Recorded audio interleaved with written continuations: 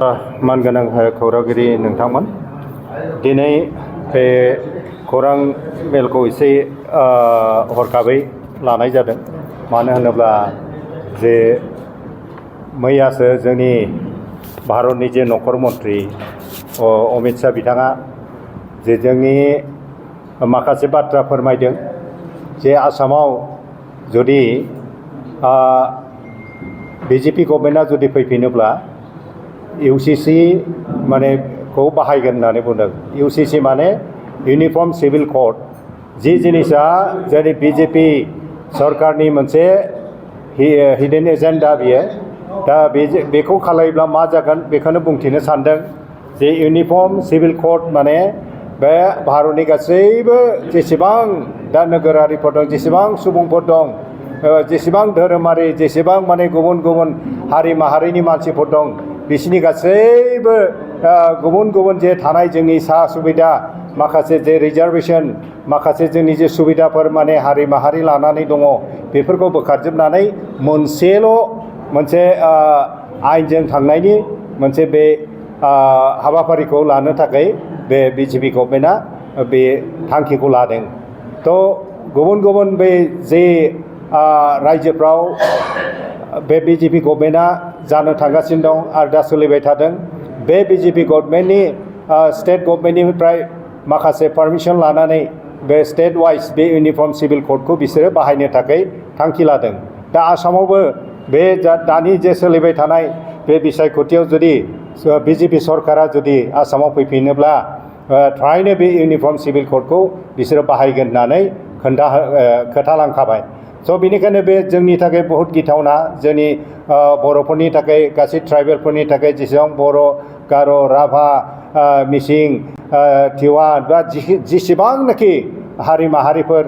बिसोरनि थाखाय गिथावना जादों आरो गुबुन गुबुन जायफ्रा इभेन जोंनि बर' बा ट्राइबेलफोरल' नङा जेनेबा मुस्लिम बा गुबुन गुबुन धोरोमारि मानसिफोरनि थाखायबो बेयो जोबोद गिथावना मानो होनोब्ला बिनि गेजेरजों इउसिसिनि गेजेरजों मोनसेल' धोरोम फोसावनायनि आसामाव जोंनि भारताव मोनसेल' माने धोरोम खालायनायनि मोनसे बे बिथांखिबो बिसोरहा दङ। थ' बेनिखायनो बे जोबोद गिथावना आरो बिसोर मोनसे बाथ्राबो बुंहरदों बे ट्राइबेल एरिया बा काउन्सिल एरियायाव बे जानाय नङा होननानै नाथाय जोंनि काउन्सिलनि बाहेरायाव गोबांथार जोंनि बर' माहारि गुबुन गुबुन ट्राइबेलफोर दङ थ' बिसोर गासैबो एफेक्ट जाजोबगोन। स' बे बाथ्रा माब्लाबाबो बे गनायथाव नङा जे काउन्सिलाव जानाय नङा बा माने ट्राइबेल एरिया जेराव मैखोम दं बेयाव जानाय नङा बे बाथ्रा माब्लाबा माने गनायथाव नङा खारन बे जोबोद जोंनि थाखाय जेरावनो ट्राइबेलफोर दं जोंनि गथै जोंनि भारताव आरो जोंनि बर'फोरखौ लानानै बे गासैबो गिथावना जागोन। बेनिखायनो बेबारनि जि बिसायख'थि जानो थांगासिनो दङ बेखौ जोबोद माने जोङो मोजां सिन्था खालामनानै जोंनि भटखौ होनांगोन। दिनै जों जुदि बा जोंनि सरकारखौ जुदि आसामाव जों सोलायनो हायाब्ला बिजेपि सरकारखौ जों जुदि होखारनो हायाब्ला जोंनि ट्राइबेलफोरनि जोंनि जि हारिमु जोंनि जि रिजार्भेसन जोंनि ट्राइबेलफोरनि जे मोननांगौ जे बे मोन्थाय बे गासैबो गोमाजोबगोन। आरो जोंनि जे जानो थांगासिनो दं जोंनि जे मोनसे जे डिमान्ड जे 125 एमेन्डमेन्ट कनस्टिटिउसन एमेन्डमेन्ट बेवहायबो बे होबथानाया फैगोन। थ' बेनिखायनो 125 एमेन्डमेन्टआ जोंनि थाखाय जोबोद गोनां जानानै फैदों जायनि थाखाय जोंनाव सेन्ट्रेलनिफ्राय फैनो गोनां